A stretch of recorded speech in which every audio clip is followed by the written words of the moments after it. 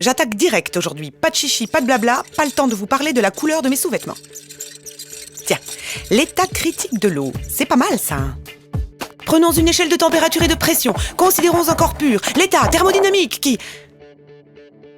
Vous êtes là? Non? Oh, plus personne? Oh, il vous faut quelque chose de plus passionnant, n'est-ce pas? Un déclic intellectuel. Ok. La Station Spatiale Internationale. C'est mieux, non? Regardez, je suis certaine que la majorité d'entre vous l'imagine comme étant un parc d'attractions pour astronautes. Eh bien non. Ça n'est pas uniquement ça. Non, on y fait aussi des expériences scientifiques. Et je ne vous parle pas de reproduction de salamandres. Non, des choses bien plus complexes.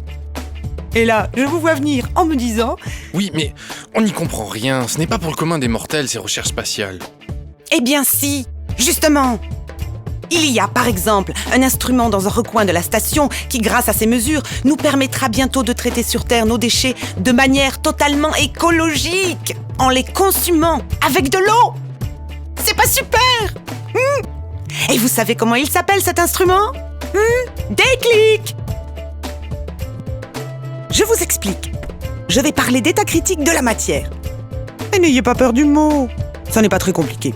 Et puis si ça l'est, vous pouvez vous plaindre auprès du scénariste. J'ai son numéro. Regardez. Voici de l'eau. Tout le monde sait qu'elle peut se mettre sous 3 formes en fonction de sa température et de sa pression. L'état solide, la glace donc. L'état liquide et enfin l'état gazeux pour la vapeur d'eau. En fait, sur chaque point de la courbe, on retrouve 2 états. Comme lorsque vous faites bouillir de l'eau, il y a de la vapeur d'eau et de l'eau liquide. Retenez donc que si l'on fait varier la température ou la pression, on peut faire changer l'état de l'eau. Mais ce que les scientifiques ont remarqué, c'est qu'à une température et une pression bien précises, ici, il existe un état où l'eau n'est ni liquide ni gazeuse. Elle est à ce fameux état critique. Comme un 4e état de la matière. Super, non? Et en étudiant cet état, ils ont découvert, dans leur laboratoire, qu'il avait de grandes propriétés de combustion. La matière, par exemple organique, peut se consumer dans l'eau à l'état critique. La réaction produite dégage alors du CO2, de l'eau et de la chaleur. Imaginez maintenant une usine de traitement des déchets par réaction à l'eau à l'état critique. Au lieu de les brûler et ainsi rejeter des gaz dans l'atmosphère, on les place dans l'eau. La réaction se fait et on récupère séparément de l'eau et du CO2. Si les déchets ne sont pas organiques, on récupère la même chose, plus un résidu qui se dépose au fond et que l'on peut filtrer facilement. C'est notre petite planète qui va être contente! À présent, vous êtes dans un vaisseau spatial pour un trajet de très longue durée. En vous nourrissant et en utilisant des articles d'hygiène, vous produisez des déchets. Eh bien, s'ils sont placés dans l'eau à l'état critique, il en restera du CO2 et de l'eau pour alimenter et arroser les plantes que vous avez amenées avec vous.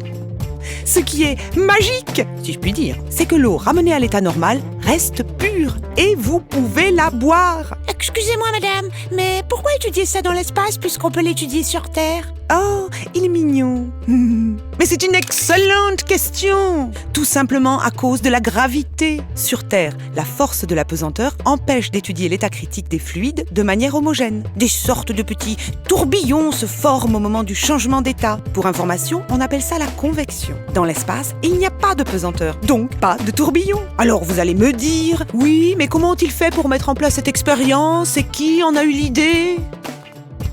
Allez. Pour vous, je résume brièvement comment ça se passe. Des scientifiques de Marseille et de Bordeaux Chut! Couchez! ont voulu étudier l'état critique des fluides sans la contrainte de la pesanteur. Ils ont logiquement demandé au CNES. J'ai dit chut!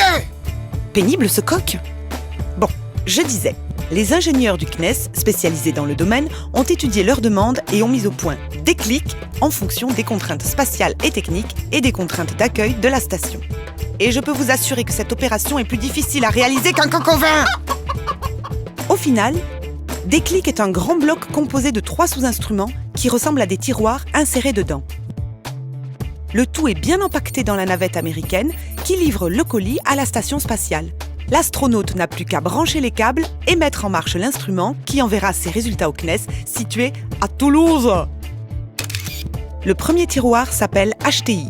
il étudie l'eau lorsqu'elle est à l'état critique. Le deuxième s'appelle Ali. Il est complémentaire au premier et va étudier un fluide à l'approche de son état critique. Bien évidemment, les scientifiques sont des malins. C'est pourquoi Déclic est multi-utilisateur et peut embarquer des expériences bien différentes. DSI, le troisième module, étudiera les évolutions d'un alliage lorsque l'on fait varier sa température. Et maintenant, on va s'intéresser à ces travaux de recherche. Vous me suivez ? Oh ! Y a quelqu'un ?